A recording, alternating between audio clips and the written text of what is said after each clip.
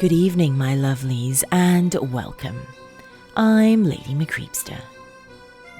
Before we begin, I would like to thank my beautiful dark family on Patreon for all your support, and to welcome new members to the family too. Your contributions keep this podcast and YouTube channel going, and I do appreciate it. Now on with tonight's tale, my dears. This one is from Creepypasta Wiki and is written by author Empoleon'sTARDIS.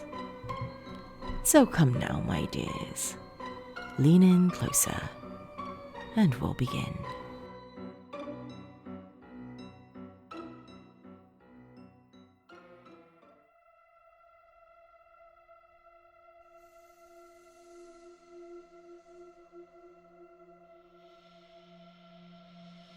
As I walked home from work, the cold sting of the winter air brushed against my face like an endless stream of needles.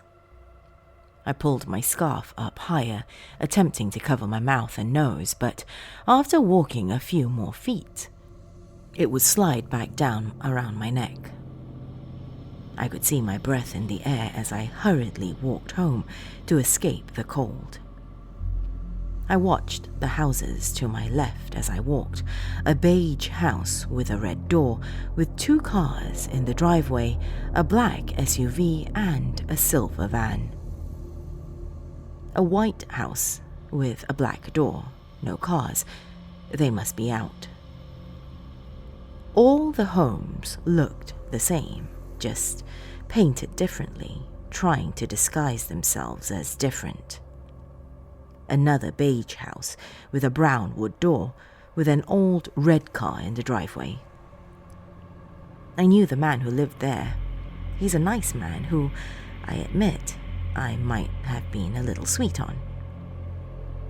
I walked down the sidewalk. The thought of him made me forget the blistering cold for a moment.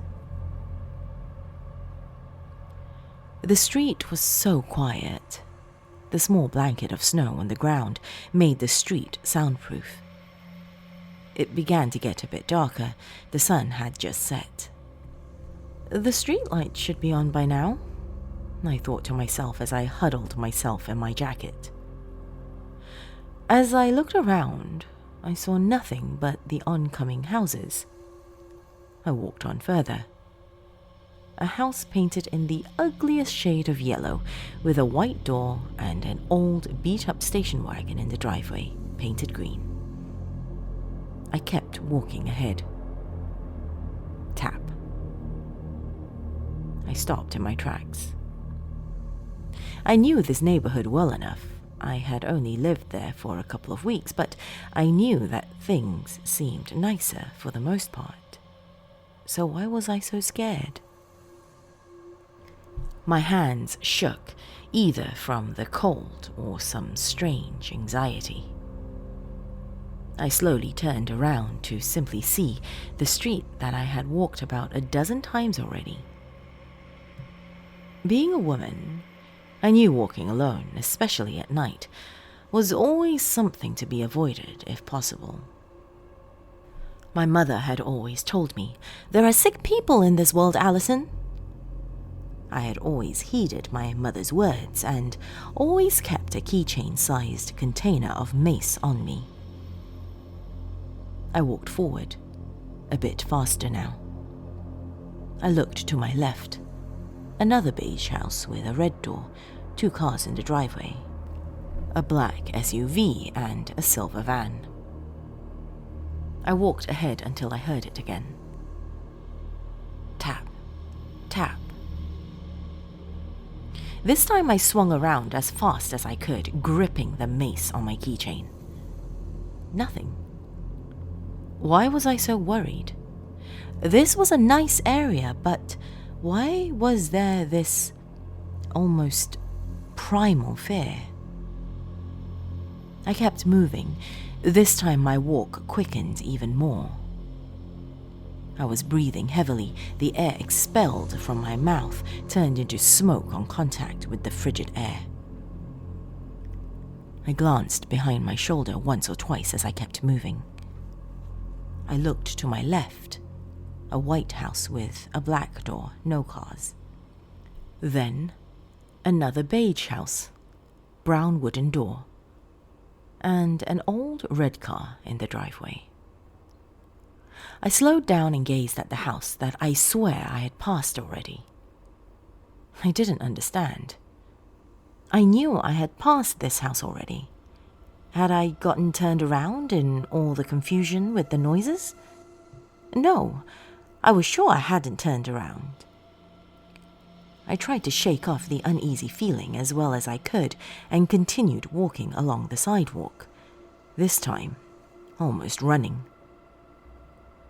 I looked to my left again only to see the house painted the ugliest shade of yellow with the green station wagon. What was happening to me? Then, tap, tap, tap. I froze in my tracks, which was a mistake. This time, I was too scared to turn around. The cold air beat against my face as my entire body shook from fear, not the cold, but from fear. I couldn't will my feet to move from their stationary positions. Tap. Louder than before. My feet ignored my brain to move. I looked down at my feet. I had been walking in somebody's footprints. They were the exact size of mine, and they continued on far past me. They were mine. I could move my feet, but it was as if my boots had been fused with the snow and concrete below me. I panicked. I struggled and got my bare feet free from the boots. It was freezing, but I didn't care. This time, I didn't run on the sidewalk. I cut through the yard in between the beige house with the brown wood door and the red car and the ugly yellow house with the green station wagon. My feet stung from the bitter cold snow and ice below me, but I didn't care. I couldn't afford to care. I looked back one last time only to see something. It was a dark, shadowy figure. It was standing on the sidewalk where I had just stood. It was so dark. The white snow around it seemed to glow with the light of the sun in comparison to its void blackness. I kept running. Tap, tap, tap. Louder and louder each time, the sound ringing in my ears. I ran through the yards and into the forest behind the row of homes. As I ran through the pitch darkness of the forest, I could hear nothing but the cracking of branches under my bare feet and my heartbeat in my ears. My feet hurt badly. They were probably bleeding from stepping on sharp rocks and twigs, or they could have been hurting from the frostbite. But I didn't care. I had to keep running. I don't think I could have willed my legs to stop moving if I wanted to. My hands grazed the trees as I ran. Just then I felt something catch my ankle. My body fell forward. The momentum of my run had been transferred into the momentum of my fall. My head hit the hard, cold dirt. I opened my eyes. My head hurt and my vision was blurry. Then I heard it again. Tap, tap, tap. My eyes began to shut. I felt so tired. The soft sound of crickets grew louder as my vision faded.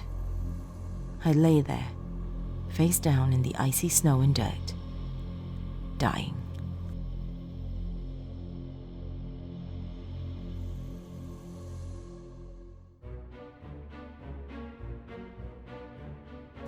Thank you for joining me this evening, my dears. If you are watching this on YouTube, do leave me a comment in the section below and let me know what you think of this story. For those of you who are listening on the podcast, reach out to me on social media. I am Lady McCreepster on Facebook, Twitter, and now also on Instagram. If you have a story recommendation, be it your own or something you have read, reach out to me by sending me an email at lady.mccreepster@gmail.com. Though I cannot guarantee that all stories submitted will be performed, I do promise I will get round to reading each and every story sent in. That's all the time we have this evening, my lovelies. Till next time, sweet dreams.